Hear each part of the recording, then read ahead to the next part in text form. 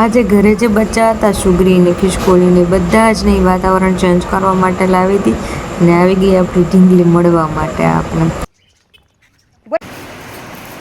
આ તો તમારી વાડીએ બહુ બધા આવે ને એટલે બાકી બધાને અત્યારે અમે એક એક આપીએ. જે ઓલ્ડ એજ છે એને આપણે બધું એકદમ ઉકાળેલું ગરમ કરેલું આપીએ છીએ. આ છે અમારા સૌથી વૃદ્ધ ડોગ. એને ખાસ જરૂર હોય છે કે એને આપણે પૌષ્ટિક એવો આહાર આપીએ કે જે એ ખાઈ શકે. અને ત્યારબાદ આપણે આજે જે ખિસકોલી અને સુગરીના બચ્ચા લાવ્યા હતા એને એકદમ ઘાસનો સ્પર્શ ફર્સ્ટ ટાઈમ થયો છે, કેમ કે હવે એને જીવન બહાર જીતા શીખવું પડશે. હેલ્પ માટે આવી ગયા હતા દેવભાઈ, ચાલો કામ કરવા માંડો.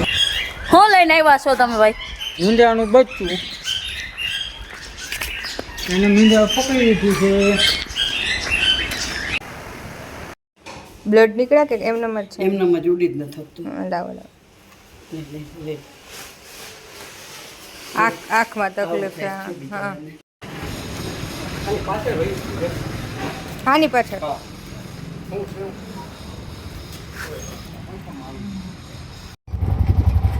ત્યારબાદ કેસ આવ્યો તો વાવડીથી, જેને બીજા કૂતરાએ બાઇટ કરી લીધું હતું અથવા તો કંઈક એક્સિડન્ટમાં પગ આવી ગયેલો હતો. બિલાડીનું બચ્ચું એવું હતું કે જે ગરમ પાણીમાં પડી ગયું હતું, ઉકળતા પાણીમાં છે આવી ગયું હતું. એક કારખાનું હતું એમાં અને આખું શરીર છે એનું બળી ગયું હતું. એ બેને કોશિશ કરી હતી, તેને ટ્યુબ લખી દીધી હતી, એ લગાડી હતી, પણ છતાં પણ એની રિકવરી નહોતી થતી. એટલે બેન બહુ વ્યવસ્થિત હતા એટલે અહીં લાવ્યા.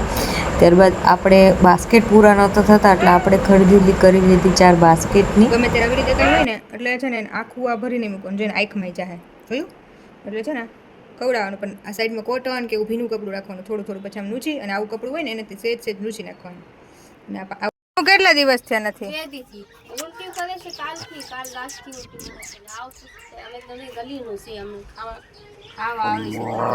આ એક પોમેરિયન ડોગ હતું, પાલતુ ડોગ. એને ખૂબ એને ઇન્જેક્શન માર્યા, બાટલા ચડ્યા, પણ રેડી જ નહોતું થતું. તો આપણે એને વિચાર્યું કે ચાલો આ સંસ્થાએ જો થોડાક દિવસ રાખી દે ને કદાચ સારું થઈ જાય. તો ઇમરજન્સી કેસ આવી ગયો તો સાંજે 7 વાગે પાનેરીનો. એમ ઠાકું તો જોશે બસ આમ નામ લઈ લે. સ્પ્રે એને બધું લઈ લીધું. હો એ બધું ખીચો નાખી. હવે હે ને મેન એની ડોક પકડવાની ને. હા પેલા ગાડી ઉભી કરી લે. લઈ જાવ. હા લઈ લે પોરા. હાલો ભગવાન, ગમે ત્યારે આવો. ખૂબ ખૂબ આભાર તમારો. આ તમને વિડીયો બહુ સારું કામ કરી રહ્યા છો. કોઈ પણ આવું તમને જે કાર્ડ આપ્યું ને, કોઈ પણ આવી રીતના કેસ કે કાંઈ પણ હોય ઇમરજન્સીમાં તો ફોન કરવાનો. ચોક્કસ. ઓલું લઈ લીધું ને તમારા સ્પ્રે બ્રે? હા ટ્રાય કરજો બચાવવાની. રેડી? એમાં 2 સાલ હવે અમારા હાથથી થાય એટલી મહેનત.